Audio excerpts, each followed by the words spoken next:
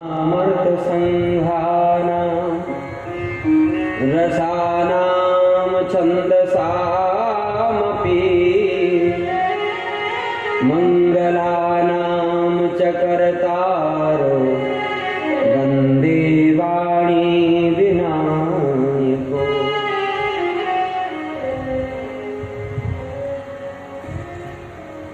देखिए, रामचरितमानस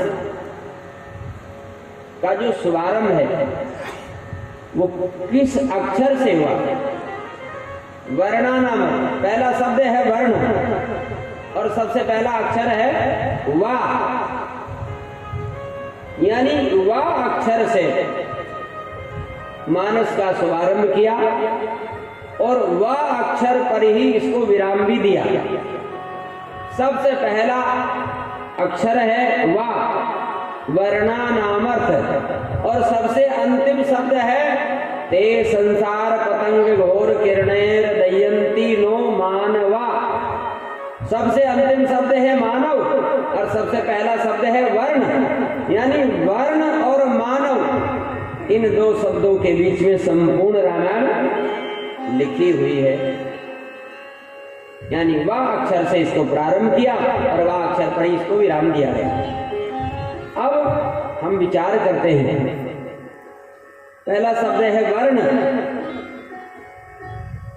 तो लोगों ने ये अपेक्षा रखी थी कि तुलसीदास जी महाराज राम जी के भक्त हैं तो राम शब्द से इसका शुभारंभ करेंगे, लेकिन ऐसा नहीं किया। वर्ण शब्द से जो है इसको प्रारंभ किया। ऐसा क्यों? और इसके पीछे भाव यह है कि भगवान का कोई वर्ण नहीं है।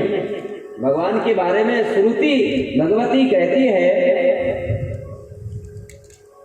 कि वो निर्गुण है, निराकार है, जिनका कोई रूप नहीं है, जिनका कोई आकार नहीं है।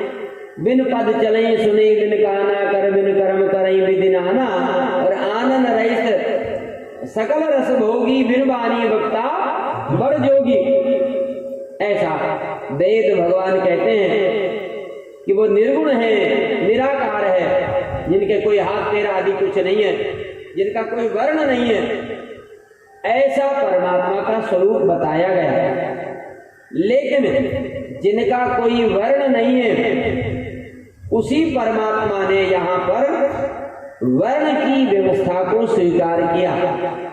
तो जैसे ब्राह्मण, क्षत्रिय, वैश्य, शूद्र, ये चार वर्ण हैं, तो इन चार वर्णों में भगवान ने क्षत्रिय वर्ण को स्वीकार किया।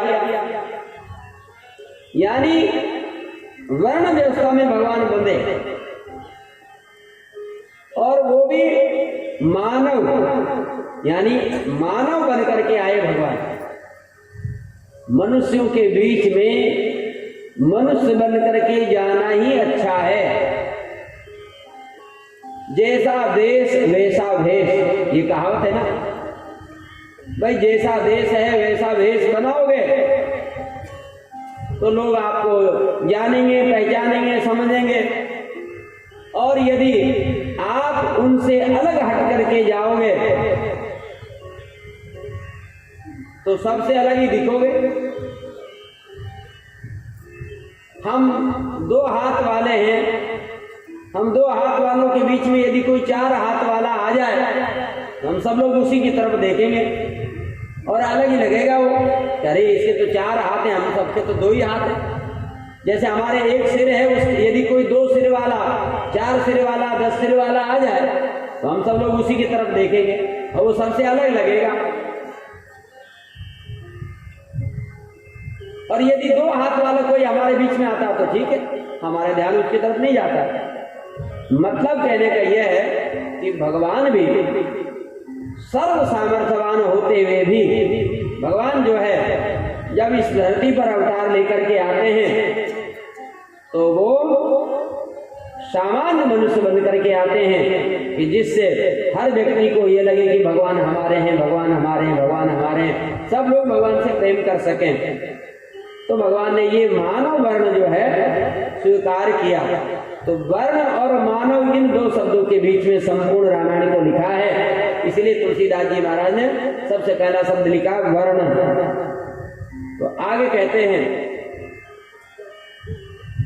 अक्षरों के लिए, अक्षरों से बनने वाले शब्दों के लिए और उन शब्दों से बनने वाले छंद, चौपाई, दोहा, सोरठा आदि के लिए और उन छंद, सोरठा, दोहा, चौपाई से निकलने वाले अर्थ के लिए मैं मंगलाचरण करता हूँ। किसको वंदन करता हूँ?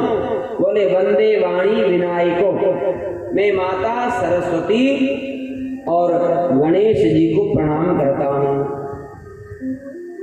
तो अब यहाँ पर सरस्वती और गणेश जी को दोनों को एक साथ में प्रणाम किया। एक साथ में प्रणाम क्यों किया?